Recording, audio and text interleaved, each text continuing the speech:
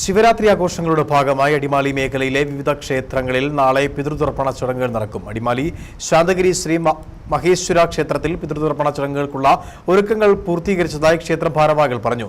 പുലർച്ചെ 6 മണി മുതൽ പിതൃതർപ്പണത്തിനായുള്ള ക്രമീകരണങ്ങൾ നടത്തിയിട്ടുള്ളതായും ക്ഷേത്രം മേൽശാന്തി മടത്തുമുറി അജിത് ശാന്തിയുടെ കാർമ്മികത്വത്തിൽ ബലിതർപ്പണ ചടങ്ങുകൾ നടക്കുമെന്നും ക്ഷേത്രം കമ്മിറ്റി ഭാരവാഹികൾ പറഞ്ഞു. ശിവരാത്രി ആഘോഷങ്ങളുടെ ഭാഗമായി നാളെ പിതൃതർപ്പണ ചടങ്ങുകൾക്കുള്ള ഒരുക്കങ്ങൾ അടിമാലി മേഖലയിലെ വിവിധ ക്ഷേത്രങ്ങളിലും പൂർത്തീകരിച്ചു. പ്രധാനമായി ശിവക്ഷേത്രങ്ങളിലാണ് പിതൃതർപ്പണ ചടങ്ങുകൾ നടക്കുന്നത്.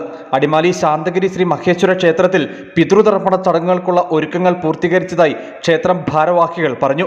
പുലർച്ചെ 6 മണി മുതൽ പിതൃതർപ്പണത്തിനായുള്ള ക്രമീകരണങ്ങൾ നടത്തിയിട്ടുള്ളതായും ക്ഷേത്രം മേൽശാന്തി മടത്തുമുറി അജിത് ശാന്തിയുടെ കാർമ്മികത്വത്തിൽ ബലിതർപ്പണ ചടങ്ങുകൾ നടക്കുമെന്നും ക്ഷേത്രം കമ്മിറ്റി ഭാരവാഹികൾ പറഞ്ഞു. നാളെ ബലിതർപ്പണത്തിനായി എല്ലാ സൗകര്യങ്ങളും ഒരുക്കിയിട്ടുണ്ട്. രാവിലെ 6 മണി മുതൽ പ്രത്യേകം തയ്യാർ ചെയ്തിരിക്കുന്ന ഓഡിറ്റോറിയത്തിൽ ബലിതർപ്പണം നടത്തപ്പെടും. അതിന് കാർമ്മികത്വം വഹിക്കുന്നത് ക്ഷേത്രം മേൽശാന്തി ശ്രീ മടത്തുമുറി അജിത് ശാന്തികളാണ്. എല്ലാ ക്രമീകരണങ്ങളും ചെയ്തു വച്ചിട്ടുണ്ട്.